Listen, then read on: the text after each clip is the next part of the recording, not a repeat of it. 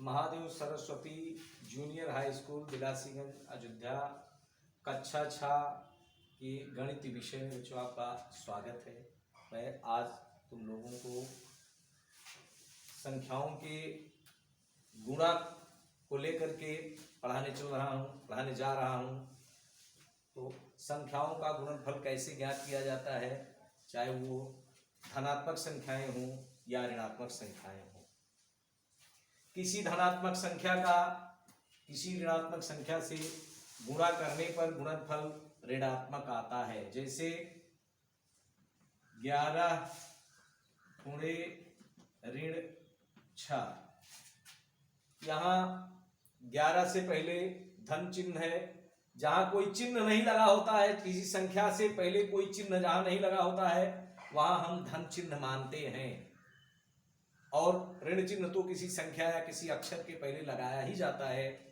तो धन और ऋण का गुणनफल ऋण आता है और 11 और 6 का गुणा 11 छक्का 66 हुआ। जैसे मान लीजिए ऋण 11 गुणे ऋण 6, तो 11 से पहले ऋण चिन्ह लगा हुआ है और 6 से पहले ऋण चिन्ह लगा हुआ है। ऋण और ऋण का जब आपस में हम गुणा करते हैं तो ऋण और ऋण चिन्ह का गुणनफल धन हो जाता है।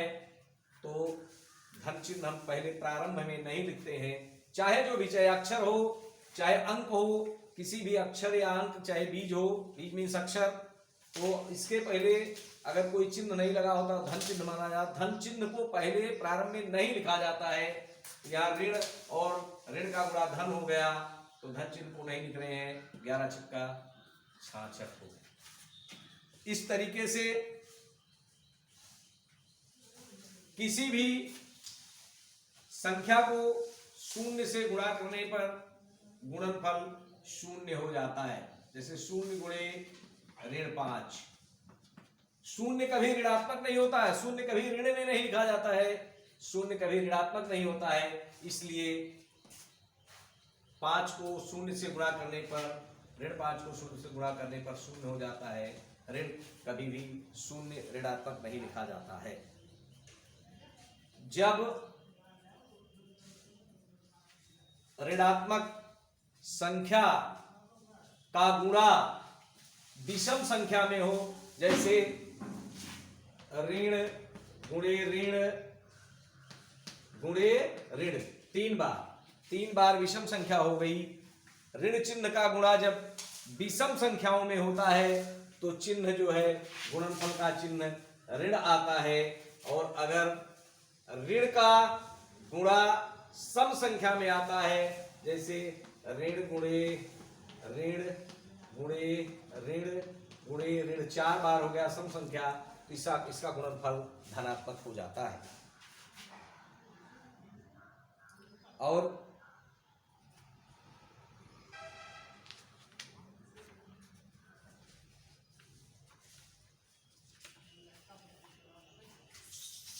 किसी संख्या को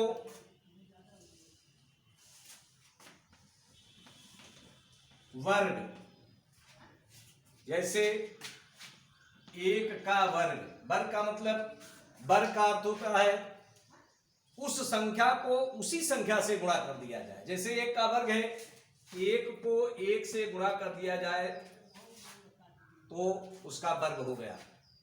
किसी संख्या का वर्ग उसी संख्या को उसी संख्या से गुणा कर देना है, उसका वर्ग कहलाता है। जैसे 1 का वर्ग यानी 1 गुणे 1 बराबर 1, 9 का वर्ग, 9 का वर्ग, तो 9 का वर्ग, वर्ग का मतलब हमने बताया उसी संख्या को उसी संख्या से गुणा कर दिया जाए, यानी 9 गुणे 9 बराबर 81। हमने बताया, मान लीजिए अगर संख्या ऋण 9 का वर्ग हो गया, हमने इससे पहले बताया कि अगर उस संख्या को सम संख्या में गुणा किया जाए, ऋण चिन्ह को सम संख्या में गुणा किया जाए, जैसे ऋण 9 गुणे ऋण 9 2 बार हो गया, 2 सम संख्या है, ऋण ऋण का गुणनफल धन हो जाता है, धन चिन्ह को नहीं लिखते हैं, 9 81। मान लीजिए अगर हम लिखते हैं ऋण 3 गुणे ऋण 3 गुणे ऋण 3, यानी ऋण 3 की घात 3 बार किया गया। तो अगर मैंने बताया कि अगर ऋण चिन्ह को विषम संख्या में गुणा किया जाए तो उसका चिन्ह ऋणात्मक आ जाता है। जैसे ऋण 3 को 3 बार गुणा किया गया है, 3 विषम संख्या है, तो ये हो जाएगा ऋण 27।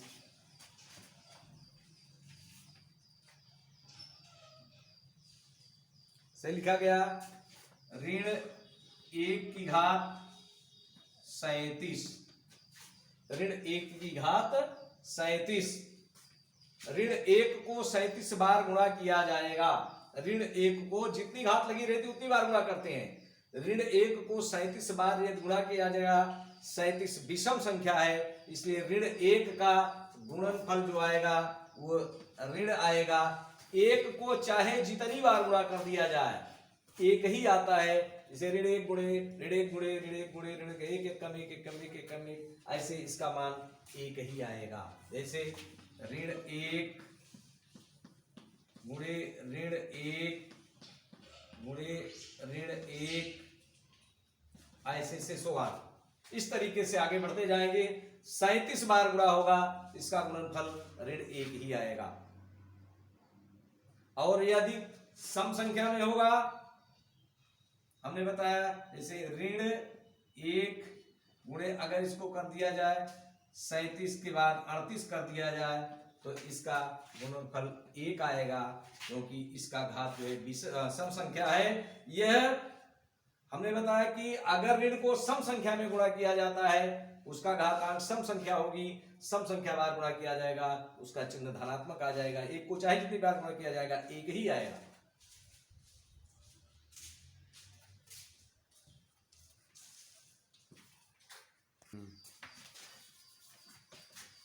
किसी ऋणात्मक संख्या को यदि विषम बार गुणा किया जाएगा तो उसका गुणनफल ऋण आएगा। जैसे समझिए इसको, विषम बार और सम बार। विषम बार का मतलब जैसे ऋण 1 गुणे ऋण 1 गुणे ऋण 1, ये विषम बार, विषम संख्या से मतलब नहीं, विषम बार गुणा किया जाएगा। विषम बार गुणा किया जाएगा।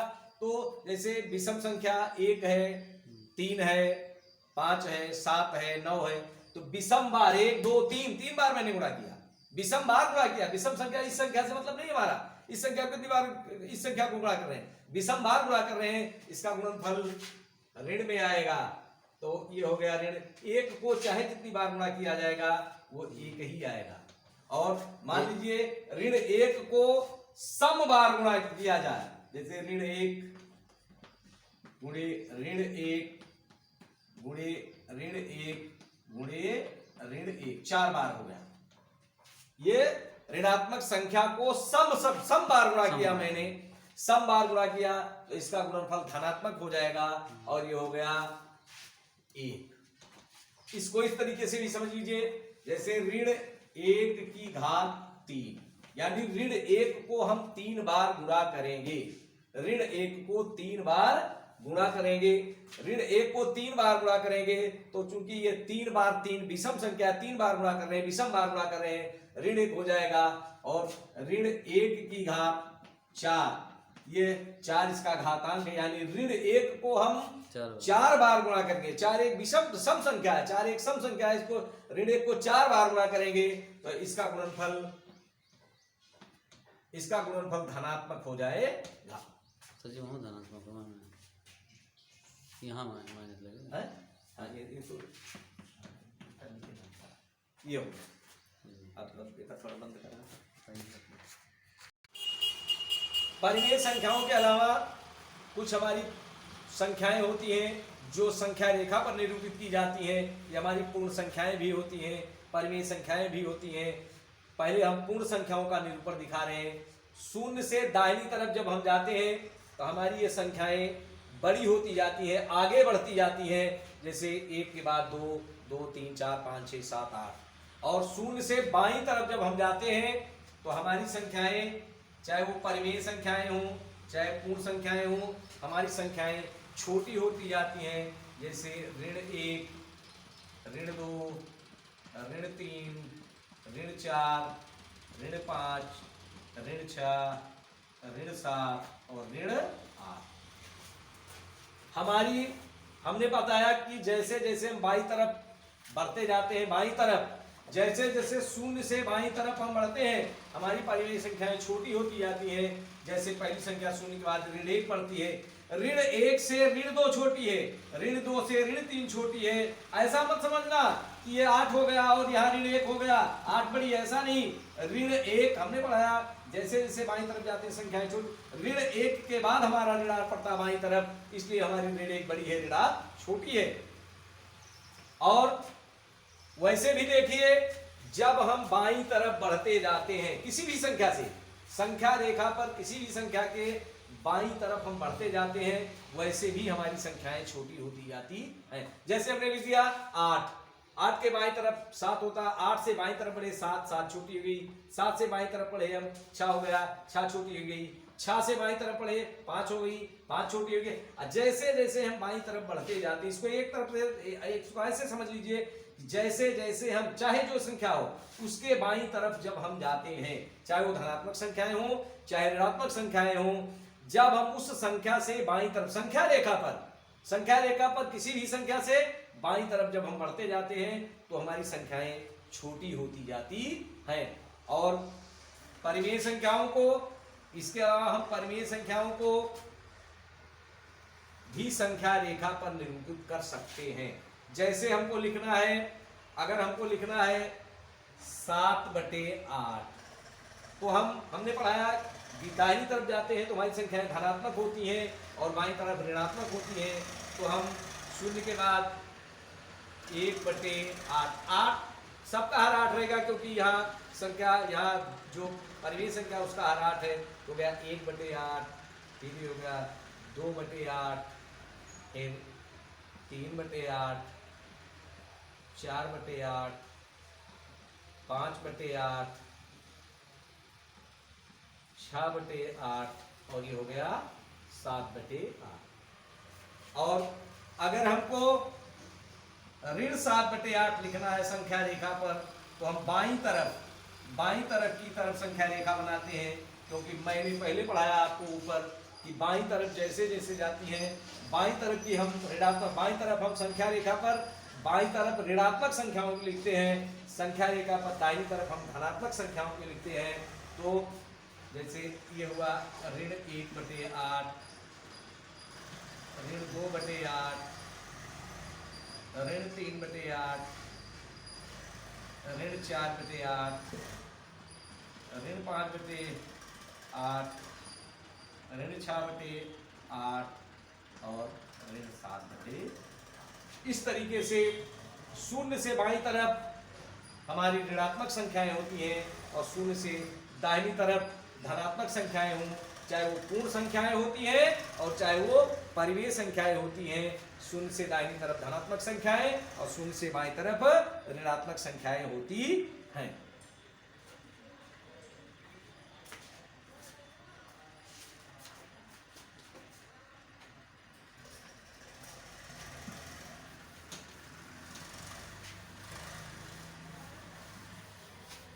जैसे गणित के प्रश्न को हल करने के लिए ऋण 3/11, ऋण 3/11 धन 5/9, 5/9। सबसे पहले ये परिमेय संख्याएं हैं। इन परिमेय संख्याओं को हम दो तरीके से हल कर सकते हैं। इनको हल करने का दो नियम है। एक तो इन परिमेय संख्याओं के हरों का लघुत्तम समापवर्तक लासा निकाल करके, या अगर केवल दो ही परिमेय संख्याएं दी हों, चाहे जोड़ने के लिए चाहे घटाने के लिए, जोड़ने और घटाने की क्रिया में ही जो है लासा लघुत्तम समापवर्तक निकालने की आवश्यकता होती है। गुणा और भाग में लघुत्तम समापवर्तक निकालने की आवश्यकता नहीं होती। तो अगर दो ही परिमेय संख्याएं जोड़ने या घटाने के लिए दी गई हों, तो उनके हरों का चाहे हम लासा निकाल दें, चाहे उनके हरों का तिरछा गुणा कर दें। इनको तिर्यक गुणा कहते हैं। जैसे 9 से दूसरी भिन्न का हर 9 है। 9 से पहली परिमेय संख्या के अंश और हर दोनों में गुणा करने से ये हुआ। यहाँ धन है, यहाँ ऋण है, धन ऋण का ऋण हो गया। 9 तिरिक 27 बटे 9 के रही हम 99। और यहाँ इससे धन हर से ही हमने कहा गुणा करेंगे 11 25 55 11 9 99। एक ही चीज है। अब एक का चिन्ह धन एक का चिन्ह ऋण तो घटाव हो जाता है। ये गणित का नियम है। जैसे 2 संख्याएं या 10 संख्याएं जितनी भी हो, ऋण का चिन्ह समान हो जाता है, उनको जोड़ते हैं, जोड़ने के बाद ऋण चिन्ह लिखते हैं, धन को जोड़ते हैं, धन चिन्ह लिखते हैं। लेकिन एक का चिन्ह ऋण एक का चिन्ह धन, तो घटाव की क्रिया होती है। हमेशा बड़ी संख्या चाहे जो हो, बड़ी संख्या में से छोटी संख्या चाहे पहले हो चाहे बाद में हो, बड़ी संख्या में से छोटी संख्या घटाई जाती है, चिन्ह बड़ी संख्या वाला लिखा जाता है। इसको फिर से समझिए। जब 2 संख्याएं हो, जो 2 परिमेय संख्याएं हो चाहे पूर्णांक संख्याएं हो, एक संख्या का चिन्ह ऋण हो, एक संख्या का चिन्ह धन हो, चाहे ये बीज गणित में हो चाहे अंक गणित में हो, जब एक बीज का चिन्ह एक अक्षर का चिन्ह धन हो, एक अक्षर का चिन्ह ऋण हो, परंतु वो सजातीय हो, तो बड़ी संख्या में से छोटी संख्या घटाई जाती है, चिन्ह बड़ी संख्या वाला लिखा जाता है। उसी प्रकार से अंक गणित में जब एक संख्या का चिन्ह ऋण एक संख्या का चिन्ह धन हो, तो विपरीत चिन्ह होने के कारण उनमें आपस में घटाव हो जाता है। बड़ी संख्या में से छोटी संख्या घटाई जाती है, चिन्ह बड़ी संख्या वाला लिखा जाता है। जैसे देखिए, अब 55 में से 27 घटेगा, 5 का इकाई है, इकाई में से इकाई घटेंगे, 55 में 5 इकाई है और 27 में 7 इकाई है। 5 में से 7 घटाएंगे, 5 में से 7 नहीं घटाए, यहाँ से दाई लगे 15, 15 में से 7 गया, ये हो गया 8, और ये बचा तुम्हारा 4, 4 में से 2 28 बटे 99 ये हुआ। और एक तरीका और है, मान लीजिए हम तिरछा गुणा नहीं करते हैं, हम दोनों का लासा निकालते हैं, तो ये दोनों विषम संख्याएं हैं। जब 2 ही परिमेय संख्याएं हों और उनके हर विषम हों, उनका लासा अगर निकालना पड़ता है, उनके लासा निकालने की आवश्यकता पड़ती है, तो उनके हरों का हम आपस में गुणा कर दिए। विषम संख्या है तो सम संख्या होगी, तो ऐसी नहीं होगी, तो दोनों का आपस में गुणा कर देंगे, 11 9 99, ये दोनों का लासा हो गया। तो फिर इसका नियम है, पहले भिन्न के पहली परिमेय संख्या के हर से लासा में भाग देते हैं, जितनी बार जाता है उतनी बार अंश में गुणा कर देते हैं। 11 से 9 में मैंने भाग दिया तो 9 बार गया, 9 से मैंने गुणा कर दिया ऋण 3 में, तो हो गया ऋण 27 धन। 9 से हमने 99 में भाग दिया। दूसरी परिमेय संख्या 5/9 है, 5/9 का हर 9 है। हमने बताया कि हर से ही लासा में भाग देते हैं। जैसे पहले भिन्न संख्या के हर से 11 से मैंने लासा में भाग दिया, 9 बार गया, 9 से अंश में गुणा किया। वैसे दूसरी परिमेय संख्या या दूसरी भिन्न संख्या है, उसके हर से लासा में भाग देंगे, जितनी बार जाएगा अंश में गुणा करेंगे। और 9 से हमने 99 में भाग दिया, 11 बार गया, 11 से हमने 5 में गुणा कर दिया, 11 25 55 हो गया। ठीक वही तरीका। और जब एक संख्या का चिन्ह धन एक संख्या का चिन्ह ऋण, तो हमने बताया कि जब एक संख्या का चिन्ह धन एक संख्या का चिन्ह ऋण हो जाता है तो घटाव हो जाता है, बड़ी संख्या में छोटी संख्या घटाई जाती है, चिन्ह बड़ी संख्या वाला लिखा जाता है। जैसे ये हो गया तुम्हारा इकाई में से इकाई घटा, तो यहाँ से दाई लेंगे, हो गया 15, 15 में 7 गए 8, और ये बचा 4, 4 में से 2 गए 4, और बड़ी संख्या हमारी 55 है, 55 का चिन्ह धन है, तो धन को हमने हमने कहा कि हम प्रारंभ में धन चिन्ह नहीं लिखते हैं, ये हो गया 48/99। चलिए वीडियो बंद कर दीजिए अब। हाँ, तो फिर बोला थी कुछ।